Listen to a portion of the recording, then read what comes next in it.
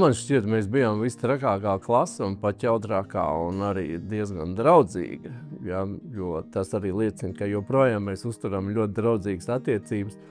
Un šķiet, ka tajā laikā mēs taisījām vislielākos sūdus. Ja. Un mēs tikko vēl ar Aivariņu runājām, ja, atcerējāmies. Tad ir diezgan iespaidīgi tie visi nedarbi, kas tika darīts tajā laikā. Vispilgtāk man palika atmiņā, ka man liekas, 3. klasē vai 4. mūs noķēra lielā klase, noķēra pīpējot. Tāpat aiz skolas bija tur tāds dārs bija un purvs, tur mēs izgājām pīpēt, un tad kaut 2 gadu vecāki, cik es atceros, Oļegs un kas bija vēl, noķēra mūs un aizved pie skolotājām. Un man visiem mums ierakstīja piezīmi, ka Gints kopā ar to un to ir pīpējuši. Es ļoti pārdzīvoju to atgadījumu un bija mammai obligāti jāparaksta. Es mēģināju jebkādiem līdzekļiem to tā kā līdz mammai nedabūt to informāciju, mēģināju viltot paraksts. Paraksts man neizdevās noviltot, tad es no vecām dienas grāmatām izgriezu viņas parakstu līmēju virsū, un tas bija, tur izskatījās briesmīgi tā līmētā vieta. Gājām mēs arī viens pie otra uz dzimšanas dienām, jā, tā kā mājās organizējām. Atceros diezgan spilgti notikumi bija pie Daigas. Daiga mums spēlēja vienīgā uz klavierēm. Un tad viņas dzimšanas dienā viņi mums spēlēja, mums bija, protams, mučas vaļā. Jā, un tas likās kaut kāds wow. Jā, un tur bija labas ballītes, tur gājām pa logiem iekšā ārā un bleņojāmies. Jā. Kas mums vēl bija labs? Mēs bijām diezgan sportiski. Jā, mums bija regulārs, ziemā bija slēpošana obligāti, kā tagad atceros. Ar slēpēm vajadzēja ierasties skolā. Un tad par cik bija slēpes jāņem līdzi uz skolu, autobusā man šķiet neņēma ar visām slēpēm. Tad es no saviem remesiem ar slēpēm slēpoju uz skolu. Un kaut kāda stunda bija jāslēpo, bet tā mēs tie ieradāmies. Vismīļākie, protams, bija dziedāšana, zīmēšana. Tur mēs bijām arī tā kā teicamnieki 5. Latviešu valoda bija arī diezgan mīļa, jo mums patika skolotāji. Mums atnāca jauni skolotāji. Un mēs varētu teikt, ka iemīlējāmies, jā, tieši latviešu valodas skolotāji. Jā, un tad viņi vēl nebija precēti. Un tā mums šķita, ka viņi ir tā kā diezgan mums, tā kā mēs varētu ar viņu draudzēties, un tad, kad mēs uzzinājām, ka viņi taisās precēties, jā, mums tas bija ļoti liels pārdzīvojums. Mēs viņu saucam pa odziņu. Skolas priekšā kaut kādas sirsniņas zīmējām un rakstījām odziņu un uz asfaltu, vai es nezinu, kas tad bija, vienkārši uz zemes, jā, kaut kā ar zaru varbūt. Es tā neatceros, bet es atceros to, kad mīlam odziņu, varētu tā būt. Protams, bija tajā laikā jau skolotājs bija jāciena, un tur mums bija tāda bezieru un tā kā, bez ierunām mums bija viņas jāklausa. Jā, tas bija tāds noteikums, protams, ja neklausīt, tad bija dienas grāmatā piezīme vecāku skolu un tā tālāk. Tad jau bija savādāk disciplīna. Jā, pēdējā 8. klase mums bija pašā sākumā, 1. stāvā. Un cik es atceros, tur ir pagraba jumtiņš tāds. Un mēs, lai nebūtu jāmēro ceļš uz klasi pa trepēm, mēs pa to pagraba jumtiņu caur logu gājām uz klasi. Tādu es atceros, jā. Un, protams, tur daudzreiz arī pieķēra mūs, bet logi, ja bija atvērti, mēs pa pagraba jumti iekāpām arī klasē.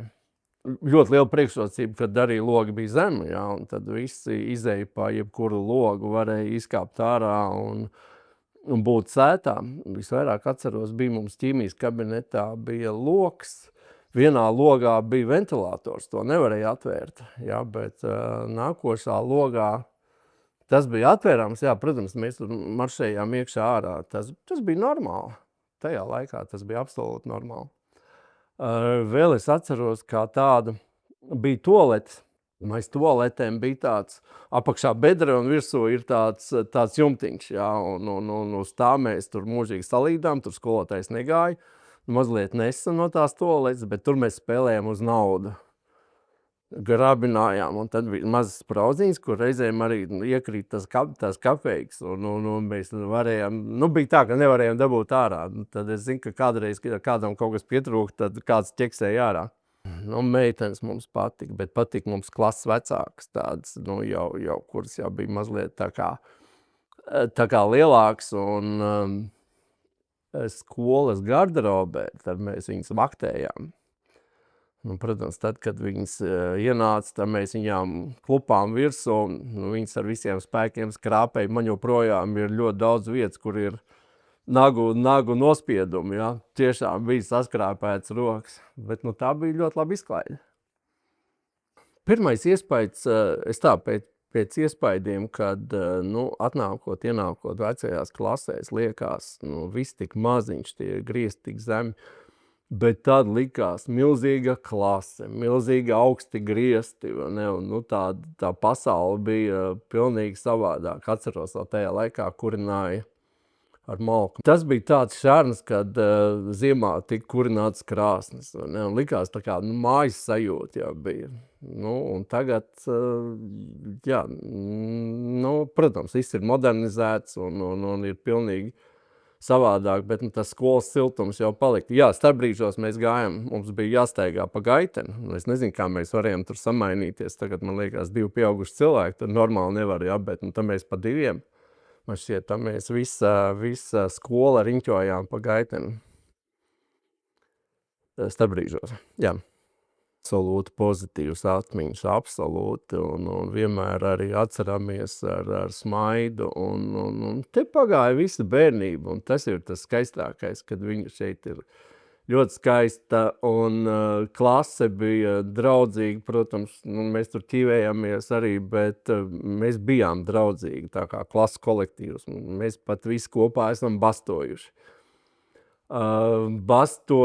Mēs bijām vienkārši sarunājām vienā dienā, braucam visi ar riteņiem, braucam, ir tāds kalns mums tur diezgan patāli, tas aiz manām mājām. Mums bija uzdevums, braucam uz Žīdu kalniem. Es, protams, mājās nospēru cigaretes, varbūt kaut kāds 2 paciņas bija, tad mēs tā klase visi, mēs pa ceļam pīpējām. Protams, tas skaitījās, ka mēs esam visi tā kā nobastojuši skolu, bet par cik mēs visi klasi kopīgi to darījām, tad mums nebija tik liels represijas. Varbūt mēs arī mazgājām grīdu pēc tā, to es neatceros. Jā, bet tā, ka mēs paši varējām savākties un visi kopā nobastot, tas bija arī kaut kas. Jā, mums bija Novas galdi, un Novas galdi jau normāli ieslidināta borskābu, kas, protams, iedomājies, ka var jau ar to grīdu paslidināt. Paši jau slidinājāmies, un tad skolotāji laikam nāca un bija, neatceros, kur skolotāji, viņai bija diezgan kritiski. Jā, kad viņa paslīdēja, labi, ka paldies Dievam, viss veiksmīgi beidzās, jā. 1. klasē es atceros, gribēju kļūt par kosmonautu, nopietni. Jā, bet kas bija 2. un 3. klasē, neatceros, neko daudz, jo mēs arī nezinājām. Protams, būt par mehanizatoru vai šoferu, tas jau bija tā kā standarts, ko tu redzēji. Jā, tā kā baigākās idejas, par ko varētu kļūt, nebija tajā laikā, bet kosmonautu atceros. Protams, kā ar to lepojos, jā, kad es esmu bijis mazā lauka skoliņā. Jā, principā lauku mājā, ko es labi redzējis, jā, un kad tas dzīves virziens man ir aiznes tik tālu, man šķiet, laikam tā kā izsities esmu kaut kā, tā jau virspusē jau nekas, tāpat Rīgā dzīvoja kaut kādā dzīvoklītī, un tā, nekas jau tāds sevišķāks nebija, bet par cik arī uzturēju joprojām ar klases biedriem, uzturēju cieši saiknes, jā, nekad neesmu bijis augstprātīgākās domās, un nekad es esmu kaut kas cits, un tā kā viss ir ļoti vienkārši un skaisti. Neesmu mācījies tā, kā būtu nepieciešams, bet savas zināšanas esmu ieguvis arī tāpat vācu valodu, ko es ļoti reti esmu lietojis, ja, bet ceļojot un kaut kur esot tajā vidē, tu izmanto liekas, ka tas iekšā kaut kur ir, jā, un tad, kad tu sāc vilkt ārā, un tad tā bāzīte jau ir, un tas ir tikai Dursupas skolas nopelns.